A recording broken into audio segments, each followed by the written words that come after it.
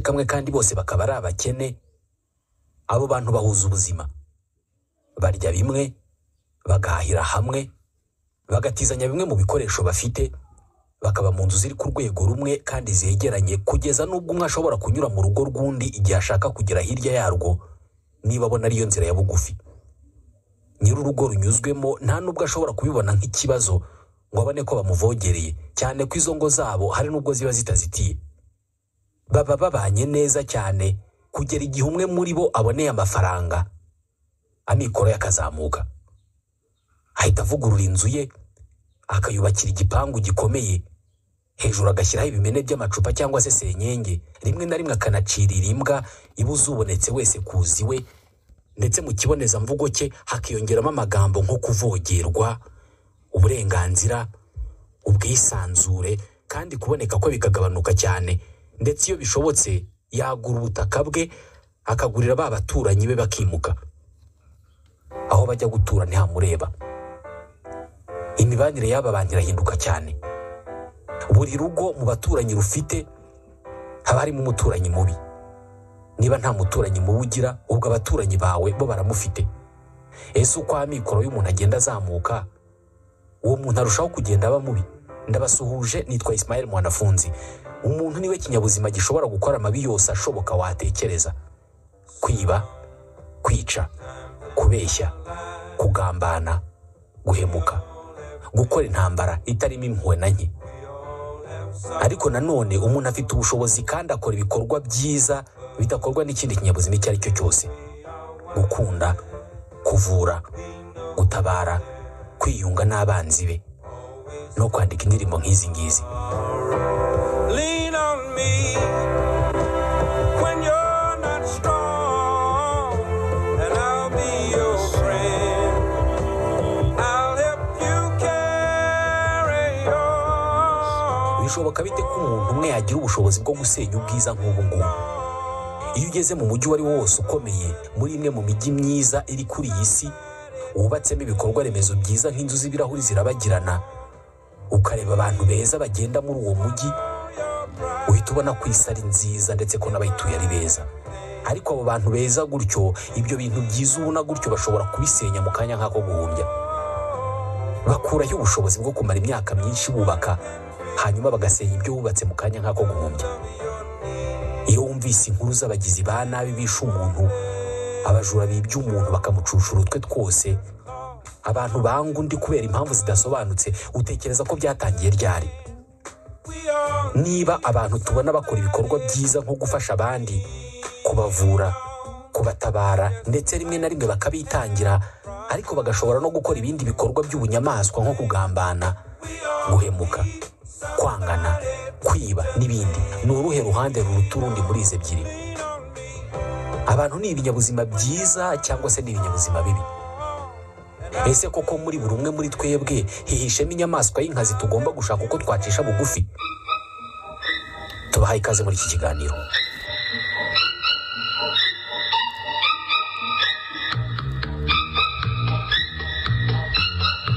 Nari nzi ko ari uko uteye. Niyo mvugo benshi bakoresha iyo kera kabaye bamenye ko wa muntu mwiza babonaga ashobora no gukora amabi. Icyo twese tuzi ni uko umuntu ashobora guhitamo kuba mubi cyangwa se mwiza. Ese umuntu muri rusange ni ikinyabuzima cyiza kigirwa kibi n'ibyo kinyuramo muri ubu buzima? Nawe uzi abantu bakora amabi bakavuga ko babitewe n'abandi.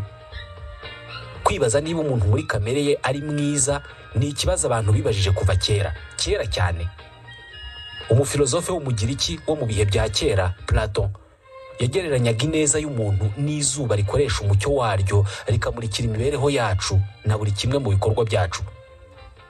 Nyuma yaho, Aristote, Mutagatifu Thomas d'Aquin ndetse na Emmanuel Kant nabo bamaze igihe kinini cy'imibereho yabo biga kuri iki kibazo cy'ubwiza n'ububi bw'abantu. Kant yatekerezaga ko kuba mwiza k'umuntu abikomora mu bwenge. Kuba ufite ubwenge nibyo bituma uba umuntu mwiza, ukaba wanabinyangamugayo, ari nayo mpamvu duhitamo gukurikiza amategeko ya leta. Ubwenge bwawe bukubwira ko ugomba kubana neza na mugenzi wawe, kubera ko iyo utabikoze amategeko aragukanyaga. Kuri Emmanuel Kant, kugira ubwenge nibyo bigutegeka kuba umuntu mwiza, kubera ko nutaba mwiza isi ubwayo yonyine izabikwishyuza. Iyo ubonye umuntu utagira icyo atinya uvuga ko afite ubwenge buke. Ese tugomba buri gihe gutekereza mu buryo butuma tuba abantu beza? Tekereza igihe umuntu yanyerera akikubita hasi imbere yawe, icyo uhita wihutira gukora ni ukumwegura. Ni ibintu byizana muri ako kanya ukibona uwo muntu aguye utanabitekerejeho. Ni nkaho twese turi munsi ya rya zuba Plato yavugaga. Das Bild zeigt, wie die Idee des Guten mich in meinem ganzen Sein, in meinem Handeln, Empfinden. Igitekerezo cyo gukora icyiza kikwinjira mu mubiri nk'uko imirasire y'izuba ikwinjiramo igakwira umubiri wawe wose, mu marangamutima, mu bikorwa no mu bitekerezo byawe byose. Gusa nk'umuntu ibyo bikuba hari uko ubonye abandi bantu. Wo sie mich packt, ist die Begegnung mit dem anderen Menschen. Niyo mpamvu iyo wumvise ihene yitsamuye utayibwira ngo urakire. Niyo mpamvu tutagira impuhwe nyinshi ku zindi nyamaswa. Niyo mpamvu twirirwa tuzisogota. Uwo yitwa Sebastien Oadel, ni umufilozofe w'Umudage. Ibikorwa byacu byiza byose biyoborwa n'imyitwarire myiza ariyo twise ubumuntu. Ibi by'ubumuntu byazanywe mbere na mbere n'Abagiriki, nyuma byamamajwe mu bantu n'Ubukristo kugeza n'uyu munsi. Ibikorwa byiza bikozwe n'abantu byose byitwa ubumuntu. Ni ubutabera, ubugiraneza, icyizere n'ubushishozi. Ngibi ibintu bine bigize icyo twise ubumuntu. Umuntu wifitemo ubutabera, ubugiraneza, icyizere n'ubushishozi tunamwita inyangamugayo. Ubumuntu buba mu bikorwa byacu no mu bitekerezo byacu, by'umwihariko iyo turi mu bikorwa biduhuza n'abandi bantu. None niba umuntu muri we imbere yifitemo ubumuntu ndetse akaba yifitemo kuba mwiza, kubera icyo ataba mwiza buri gihe? Ubugome, urugomo n'ubugizi bwa nabi biba kuri iyi si bikorwa n'abandi. Abo babikora bava he? Kubera iki ikibi kidasiba kwinjira mu bikorwa byacu? Igisubizo kiri mu gitabo cyitwa Sa Majesté des Mouches cya William Golding. Muri icyo gitabo, indege itwaye abana b'Abongereza bose bavutse mu miryango myiza y'abishoboye ikora impanuka ikagwa ku kirwa mu nyanja ya Pacifique. Abantu bakuru bose bari bayirimo barapfa, hakarokoka abo bana.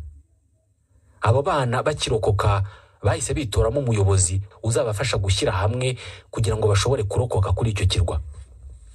Uwo muyobozi batoye yitwaga Ralph. Ralph yashyize abana ku murongo, batangira kumvikana ndetse batangira no gutekereza ku buryo bwo gushaka ubutabazi. Ikibazo nuko muri abo bana harimo uwitwa Jack. Jack yari umwana utagira icyizere. Nta nkuru nziza yamuvaga mu kanwa. Buri uko bakoraga igikorwa kigamije gushaka ubutabazi, we yababwiraga ko bidashoboka kandi akabereka impamvu. Buri gisubizo babonaga we yabaga gifitiye ikibazo. Ntabwo yigeze ashimishwa no kuba Ralph yaratowe nk'umuyobozi. Yahoraga murwanya kubera ko yaramufitiye ishyari. Byageze ahatoranya bamwe mu bana abangisha Ralph ndetse abita ingabo ze, les chasseurs niko yabise. Abana batangiye gucikamo ibice batyo, batangira kurwana kugeza ubwo batwitse cyakirwa. Amahirwe yabo nuko baje gutabarwa n'ingabo z'Abongereza. Mwibuke bari abana bato baturuka mu miryango itandukanye mu Bwongereza. Ntaho bari barize iby'amacakubiri, ishyari n'inzangano. Mu magambo make, ikibi kizabona inzira igihe cyose amahame yashyizweho atubahirijwe. Ibi bihita byerekeza abantu ku cy'umuhanga mu iyigamitekerereze w'Umwongereza Thomas Hobbes mu kinyejana cya 17 yise État de nature. Hobbes yashyigikiraga igitekerezo cy'uko inyoko muntu aho iva ikagera iremye mu gasuzuguro, ihangana ndetse n'ubusambo. Ngiyi imiterere ya twese. Ngiyi imiterere kamere muntu iyo ari yo yose ifite, ari nayo ntandaro y'intambara abantu bose barwanamo n'abantu bose. Kubera ko bidashoboka ko twebwe ubwacu twakwivana muri iyo miterere karemano, dukeneye umucunguzi w'igihangange uzatuzanira amahoro n'umutuzo kuri twese. Uwo mucunguzi yitwa Leviathan. Iyo atabonetse, ubuzima bwacu buhinduka ubwigunge, agahinda, ishavu, kandi bukaba ubuzima utakwifuza gukomeza kubamo. Mu gitabo cye yise Le Leviathan, Thomas Hobbes arabaza ati ese iyo mugiye kuryama cyangwa iyo mugiye kuva mu ngo zanyu mufunga imiryango y'inzu zanyu? Kubera iki mubikora uko? Muba mubizi neza ko nubwo hari abashinzwe umutekano babarindana n'ibyanyu, ariko hari umuntu uri buze kubiba. Ibyo bihita bigaragaza ko kimwe mu bituranga twebwe abantu nk'inyoko ari uguhangana no gusuzugurana. Urabizi neza ko ibyo utunze byifuzwa n'abandi bantu, kabone nubwo nabo bafite ibyabo. Kuba nta wanga ijana mu rindi nibyo Thomas Hobbes yashingiyeho yemeza ko turemye mwihangana. Urashaka guhangana n'abandi uko byagenda kose. Mu mashuri uburezi bwacu bwubatse ku buryo dutoza abana bacu guhangana no kurushanwa kuruta kunguka ubumenyi. Ku musozo w'igihembwe ababyeyi ntabwo bashishikajwe no kumenya ubumenyi umwana wabo yungutse muri icyo gihembwe. Wabaye wa kangahe? Nicyo kibazo bamubaza. Nubwo yaba yarungutse ubumenyi buzamubeshaho ubuzima bwe bwose, ariko niba hari abamurushije ni ikibazo gikomeye. Ku rundi ruhande, nubwo yaba ntacyo yize ariko yarushije abandi, ubwo ni amahoro. Ihangana. Ibyo tubona mu buzima bwa buri munsi ndetse n'abo tubana nabo bose bagira ingaruka ki ku myitwarire yacu.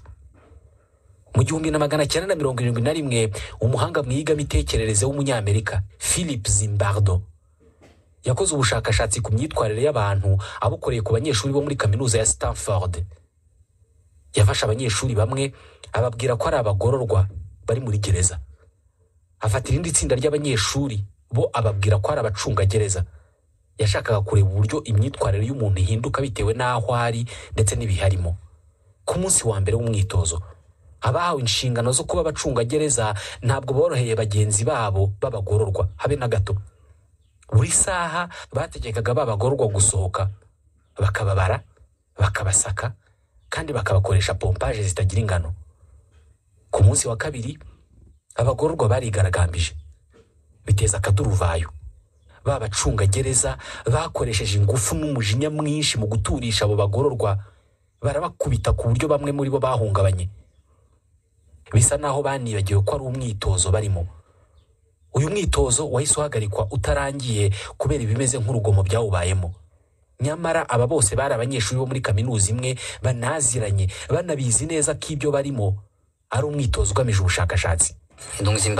Zimbardo nyuma yavuze ko ibyo byose byatewe n'ibihabo abanyeshuri bari barimo. Yavuze ko kuba bamwe mu banyeshuri bari bambaye imyenda y'abacungagereza, abandi bambaye y'abagororwa, aribyo byatumye bahangana. Yavuze ko yari yafashe umwanya wo kuba umuyobozi wa gereza atigeze yivanga mu buryo abo banyeshuri bitwaraga. Yitwa Thibault Le Texier. Ni umunyamateka mu bumenyi bw'imibanire. Ubu bushakashatsi bwaramamaye ku isi yose mu birebana n'imitekerereze ndetse n'imibanire. Iki gihe byari mu bihe abantu benshi bibazaga kuri jenoside yakorewe abayahudi. Benshi bibazaga uburyo umuntu ashobora kugira urugomo n'urwango rungana nk'urw'abanazi bagize. Ibyavuye muri ubu bushakashatsi iki gihe byagaragaje ko kwisanga hakorerwa ibikorwa by'urugomo n'ubugizi bwa nabi bishobora gutuma ikibi kikurimo kizamuka, kandi nawe ubwawe utari wiyisuko. Ibi bigaragarira mu kigare. Umuntu ashobora kuba ari umuntu w'inyangamugayo ushyira mu gaciro, ariko akisanga mu kigare cy'abanyarugomo. Wenda nk'abo bari kumwe bagahohotera umuntu bakamukubita, nawe akisanga yamukubise, kandi mu by'ukuri yaba ari wenyine atari gutinyuka icyo kintu. Ibi ngibi abantu banabigenderaho rimwe na rimwe, bagacira abantu imanza bitewe n'aho baturuka. Ubwo aturuka mu gace kazwiho urugomo, uriya nawe ni mubi. Mu bihugu nka Leta Zunze Ubumwe za Amerika, bamwe mu bifitemo ivangura bibwira ko benshi mu birabura bakoresha ibiyobyabwenge kandi bakagira urugomo. Ibi Zimbardo yabyise effet Lucifer. Abacungagereza bahinduka abagome kuri bagenzi babo, abana bato bagambanirana bakanagirirana ishyari kandi ntaho babibonye. Ese ikibi kiri muri twe cyaba kiturimo mu buryo karemano ku buryo ntaho twagicikira? Umunyamateka w'umunya-Nouvelle-Zélande Rutger Bregman ibi arabihakana. Nyuma yo kwiga ku ngero nyinshi zamenyekanye cyane zisobanura ko umuntu ari inyamaswa mbi mu buryo karemano, yaguye ku mwanzuro w'uko iyo wishyizemo ko abantu ari babi mu buryo karemano, birangira n'ubundi ubonye impamvu nyinshi zikugaragariza ko ari uko bimeze koko. we ashyigikiye igitekerezo cyo kureba ibintu nk'ureba ikirahuri kirimo amazi acagase.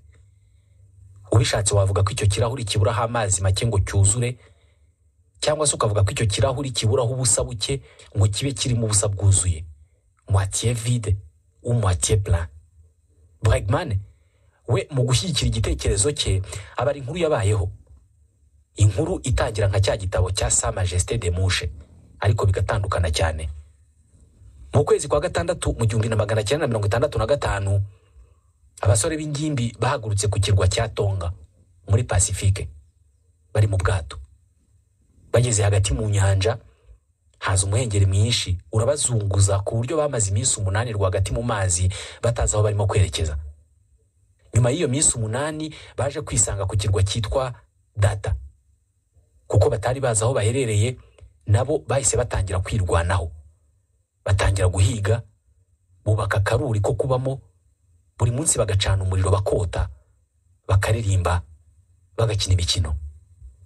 Ibyago byose bahuraga nabyo babirwanyaga bashyize hamwe. Umwe muri bo yaje kuvunika ukuguru. Bagenzi be bamwitaho ndetse bamugira umuyobozi wabo. Nyuma y'amezi 15 bari kuri icyo kirwa kandi babanye neza mu mahoro, baje kubona ubutabazi. Haje ubwato burababona, barasakuza cyane buza kubatabara. Inkuru irangiriraho. Abantu benshi bashobora kumva iyi nkuru bakumva nta kintu kirimo, kubera ko hatarimo ko abo bana baje kugirana ibibazo bakarwana bakicana, cyangwa se ngo kubera ko hatarimo intare zaje kubatera bakarwana nazo bakazica cyangwa se zikabica. Birashoboka ko dukunda inkuru zirimo ibibi gusa. Aba bana b'abasore ibi byago bisanzemo byatumye buri wese muri bo yishakamo ubumuntu bwose yifitemo, maze bashyira hamwe kugeza batabawe. Ese aba bana nabo bari gukora ubugome iyo batoranywa bagashyirwa muri wa mwitozo wa Zimbardo? Iyo baza gukinishwa, bamwe ari abafungwa abandi ari abacungagereza, bari kumarana nk'uko byagenze kuri bagenzi babo bo muri Stanford?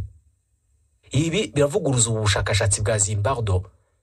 Ikindi kirenze kuri ibi ni uko mu mwaka wa 2015 byaje kumenyekana ko muri wa mwitozo wa Zimbardo bamwe mu banyeshuri bakinnye nk'abacungagereza. Umunsi umwe mbere y'uko umwitozo utangira bari bahawe amahugurwa, babwirwa ko abacungagereza bagomba kuba abantu batavugirwamo kandi biteguye gutanga ibihano biryana ku bagororwa. Nta muntu wambara uwo mwambaro ngo ajenjeke, niko babwiwe.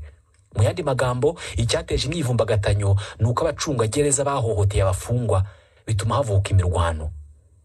Niba ubushakashatsi bwamamaye ku isi bugaragaza ko abantu ari babi mu buryo karemano, bwarakozwe mu buriganya. Niba kandi hari urugero rw'abasore bisanze ku kirwa batazi aho bari, bagashobora gushyira hamwe no gukundana kugeza babonye ubutabazi, birasa n'ibisobanuro ko muri rusange icyo dukunda ni ukubarirana inkuru zivuga ku bubi bw'abantu. Ibi bishobora gushimangira imvugo y'uko kuba imbwa yariye umuntu nta nkuru irimo, kubera ko imbwa zirya abantu n'ubusanzwe, ariko kuba umuntu yariye imbwa byari inkuru. Birashoboka cyane ko umuntu nk'inyoko akunda ibibazo. Birashoboka cyane ko iyo hatari ibibazo twumva tudatuje, bityo tukabishaka. Rutger Bregman we atekereza ko inkuru ziteye ubwoba zigaragaza ububi bw'abantu zahimbwe n'abantu kuva mu bihumbi by'imyaka ishize, hagamijwe gushyigikira no gushakira inzira gukandamizanya hagati y'abantu n'abandi. Hanyuma umuntu yaba ari umumarayika cyangwa ni sekibi? Mu gushaka kumenya niba abantu turi inyamaswa mbi zifitemo ubugome, hari abanyamateka bagiye kure cyane, kugera ku bakurambere bacu kugira ngo bamenye uko babagaho. Ni ryari abantu batangiye kwicana?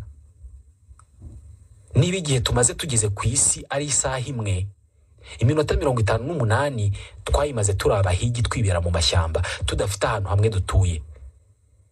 Iminota 2 yonyine niyo ishize abantu batangiye gutura no kubaka iterambere ryose mubona.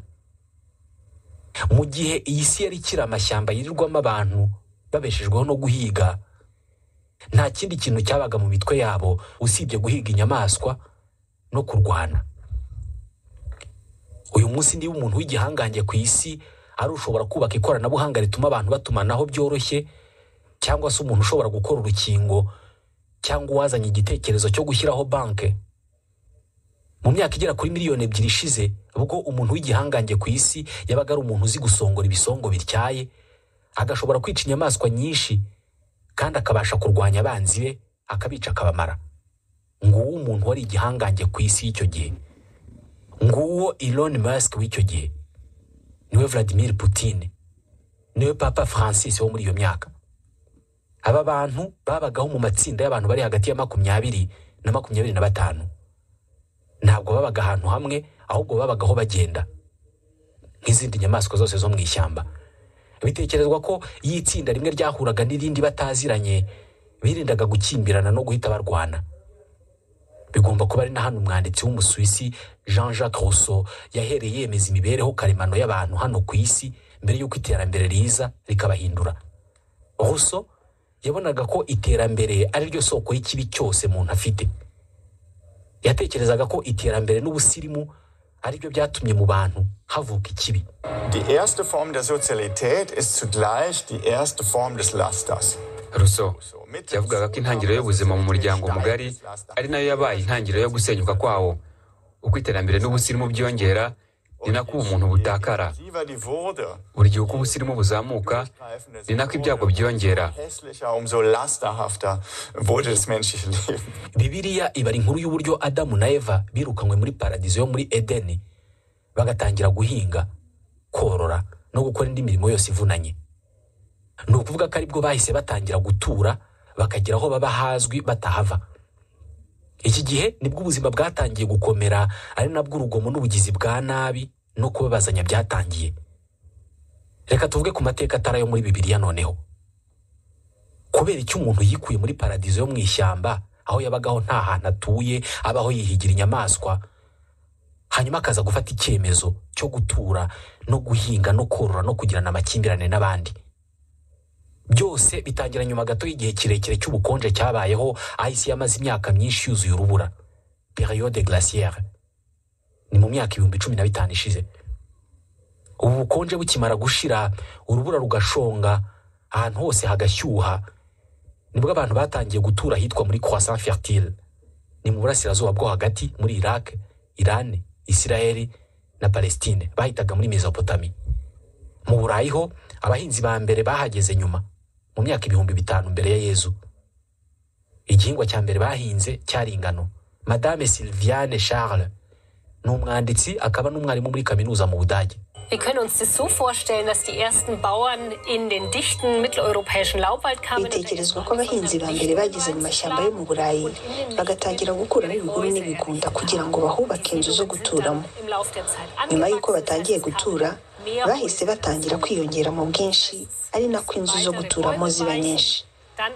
Uko niko byasabaga gukuraho andi mashyamba menshi kugira ngo bongere ubuso bwo guhingaho no guturaho. Uko imyaka yagendaga ishira kandi ni nako bakeneraga ubundi butaka bwo kororeraho. Icyaje kuba rero nuko nyuma y'imyaka myinshi abantu babaye benshi kandi bagomba gusaranganya ubutaka bwarushagaho kuba buto. Ibi ni nabyo byatumye hatangira kwaduka amakimbirane. Ni ukuvuga ko amakimbirane ya mbere yabayeho yarashingiye ku butaka. Bigomba kuba ariyo mpamvu n'uyu munsi aya makimbirane ari mu yiganje mu bantu. Abantu bagitangira gutunga ni nabwo batangiye kugirana amakimbirane n'urwango. Bitekerezwa ko intambara za mbere zabayeho mu myaka 1010 ishize. Mu myaka 6500 ishize nibwo abantu babonye bwa mbere ibimenyetso by'uko abakurambere babo barwanaga intambara. Babonye ubuvumo n'ibimeze nk'imitamenwa abantu bishagamo bagenzi babo. Ni ibimenyetso by'uko abakurambere bacu barwanaga intambara. Babonye ibisigazwa by'imibiri y'abantu bigaragara ko bishwe nabi kandi bishwe n'abandi bantu. Babonye ibyobo rusange byashyinguwemo abantu. Bitekerezwa ko icyitwa intambara cyatangiye ari uko abantu batangiye gutura ahantu runaka, ahantu hamwe. Inshuro nyinshi abantu bapfa ko umwe yashatse gutwara iby'undi cyangwa se ko umwe yumva ko hari ushaka kumutwara ibye. Kandi gutunga ibintu byatangiye ari uko abantu batangiye gutura. Ubwo abantu batangiraga kubaka inzu, buri wese agatangira kugira ahabarizwa naho ibihabarizwa byose bikaba ibye. Iki gihe nibwo abantu batangiye kugirana amakimbirane no kurwana. abantu babaye biberaho bagenda batagira aho babarizwa, bahiga barara aho bageze hose, amakimbirane yagabanuka kubera ko nta wagira icyo atunga. Ubwo abantu batangiraga gutura no guhinga nibwo batangiye kubaka ibigega n'ubuhunikiro bw'imyaka. Nta wari ukijya guhiga kubera ko babaga bafite ibigega byuzuye ibiribwa. Muribuka tuvuga ko niba tumaze isaha yose tugeze ku isi iminota 58 ubwo twayimaze mu mashyamba, hanyuma ibiri yonyine akaba ariyo tumaze dutuye. Ubwo bivuze ko igihe kinini abatuye isi bakimaze babanye neza. Uru rugomo mubona rugezweho ntabwo rwatangiye kera cyane ubigeranije n'igihe tumaze ku isi. Hari ubuvumbuzi butari ubwa kera bwakozwe n'umushakashatsi mu by'ubuzima w'Umurusiya witwa Dmitry Belyaev. Kuva mu 1950 uyu mugabo yatangiye korora imihari. Imihari yoroye bwa mbere yagiraga amahane nyine kubera ko zari inyamaswa z'agasozi. Iyo mihari yabyaraga yatoranyagamo ifite ubwitonzi idashaka kurya abantu, akaba ari yagumana inda akayohereza mu gasozi aho n'ubundi isanzwe iba. Nyuma y'ibisekuru bigera kuri 20 by'iyo mihari, ni ukuvuga uhereye ku mihari yoroye bwa mbere ayikuye mu gasozi ukagera ku yo yabyaye nayo ikabyara indi, yibyaye nayo ikabyara indi, nayo ikabyara indi kugera ku gisekuru cya 20. Iyo ku gisekuru cya 20 ntabwo yari ikiri imihari, yari isigaye ibaho nk'imbwa, ndetse yari yaranatangiye guhinduka no mu miterere yo ku mubiri. Imirizo yayo yari yaratangiye kwigonda, izuru ryaratangiye kuba rigufi ritagisongoye nka mbere, kandi amatwi yayo yaratangiye kugwa. Nubwo umuhari boroye urekeraho kuba umuhari ahubwo gatangira kuba umuhari wo mu rugo, hari n'inyamaswa zishobora kwiyorora z'ubwazo. Abantu batangwaho urugero rwo kuba bariyoroye.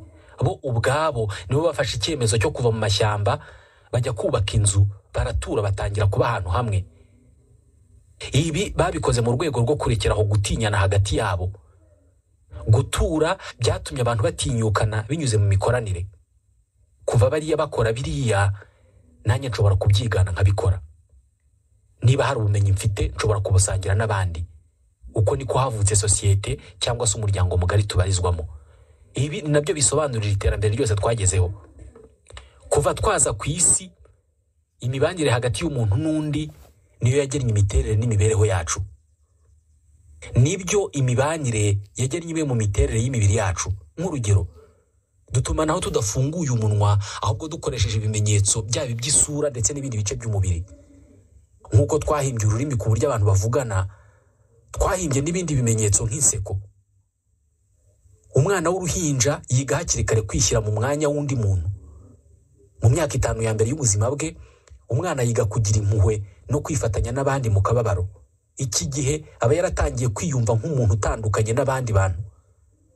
Kuri bamwe, ikinyoma cya mbere umwana wawe w'igitambambuga azakubeshya ntikizakubabaze, kubera ko ngo bigaragaza ko yatangiye kwimenya no gushaka inyungu no kwirwanaho, ikigaragaza ko yanarwana ku bandi. Bitekerezwa ko ku mezi 18 umwana bashobora kugira ubufasha atanga. Igitangaje nuko kuri aya mezi ari nabwo ikibi gitangira kumwinjiramo. Nyuma gato y'aya mezi ni nabwo atangira gukora ikintu ari uko abona hari inyungu ari bugikuremo. Iyi myitwarire y'umuntu yo kuba mwiza cyangwa se mubi ifitanye isano n'umusemburo bita ocytocine. Uyu ni utuma umubyeyi ugejeje igihe cyo kubyara abyara. Ni utuma umura wiyegeranya maze umwana uri mu nda agatangira gusohoka. Uyu musemburo wongera kuvubuka iyo umubyeyi arimo konsa.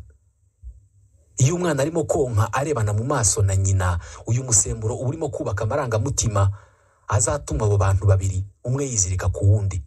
Uyu musemburo uyu mwana yonka muri aya mashereka ugatuma we na nyina bagirana imibanire yihariye izahoraho iteka ryose. Ni nawe utuma uwo mwana yiyumva muri uwo muryango. Uzumva bavuga ko abantu bonse rimwe baba bafite byinshi bibahuza ku buryo kubatanya bigoye. Abantu bo mu muryango umwe baba barasangiye iyo ocytocine maze bakagirana imibanire yihariye. Ikibazo nuko uyu musemburo uhuza abantu unifitemo uruhande rwijimye. Nubwo wongera imyiyumvire y'umuntu yo kuba barizwa mu muryango runaka, unatuma umuntu adakunda baturutse hanze y'uwo muryango. ibishimangira ibyo bavuga ko umumama ashobora kubona ingufu n'ubushobozi utashoboraga kumukekaho igihe byaba ngombwa ko arengera abana be. Brian Hare ni impuguke mu by'imibanire y'abantu.